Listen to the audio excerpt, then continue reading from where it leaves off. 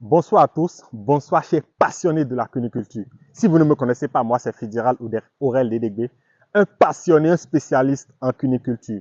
Alors, dans ma dernière vidéo, j'ai commencé à vous parler du choix du site en élevage de lapins. Aujourd'hui, on va aller dans du concret. Je vous parle du bâtiment. On va faire ça pratico-pratique. Vous voyez le bâtiment derrière moi, il est censé abriter des lapins. Mais il est truffé d'erreurs. Donc aujourd'hui, à travers ces erreurs que je vais vous montrer sur ce bâtiment, vous pourrez éviter aussi ces mêmes erreurs quand vous voudriez installer aussi vos bâtiments. Allons-y, je vous montre. Alors, ici, la toute première erreur qu'ils ont commis en installant ce bâtiment, c'est l'orientation. Vous savez, quand vous voulez installer un bâtiment d'élevage, l'orientation est le premier paramètre à prendre en compte. Si vous orientez mal votre bâtiment, vous aurez des problèmes avec la chaleur, puisque l'orientation tient compte du sens du soleil, ça tient compte également du sens de circulation des vents dominants, ce qui n'a pas été fait ici. Vous voyez, actuellement, il est pratiquement 17h moins 20 à ma montre et vous voyez, le soleil est ici. Si le bâtiment était complètement achevé, avec la position du soleil, c'est que ces rayons touchent directement les lapins, ce qui est mauvais, très mauvais. En termes de circulation du vent également, le vent ne circule pas très bien dans le bâtiment. Il va se poser un problème d'aération. Donc, en plus du problème de chaleur que provoque le soleil, il y a une mauvaise ventilation également à l'intérieur. Donc, tout cela favorise des maladies respiratoires. Ça, c'est la toute première erreur. La deuxième erreur, c'est une erreur de dimensionnement. Vous voyez ici, la largeur du bâtiment, c'est pratiquement 9 mètres. Et vous voyez, on a, je dirais, 2 fosses et demie. 2 fosses et demie, si je peux le dire ainsi. Sinon, en principe, si on avait élargi un tout petit peu, on aurait pu avoir 4 fosses. 4 fosses avec cette longueur-là, c'est pratiquement 250 femelles de plus pour le projet. Vous imaginez 250 femelles qu'on vient de perdre juste parce qu'on n'a pas bien dimensionné le bâtiment.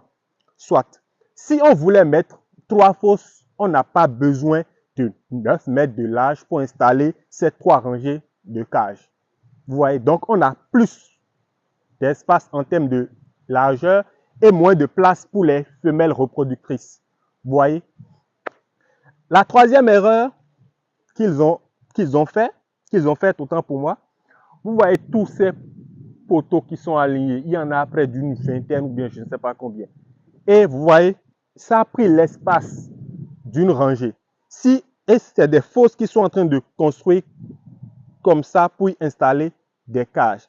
Vous voyez que l'espace que prend chacun de ces poteaux, on aurait pu même installer des cages et également avoir plus de femelles reproductrices à l'intérieur du bâtiment. Donc, en principe, tous ces poteaux-là, même si certains avaient leur place là, il y a une question d'ordre, il y a une question de démarche à faire parce que si on doit installer les poteaux, on ne les fait pas avant de creuser les fosses.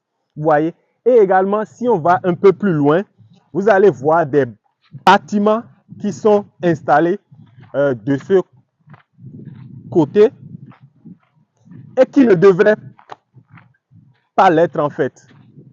Même la configuration des bâtiments, vous verrez, c'est du gâchis. C'est du gâchis. Vous voyez? C'est du gâchis.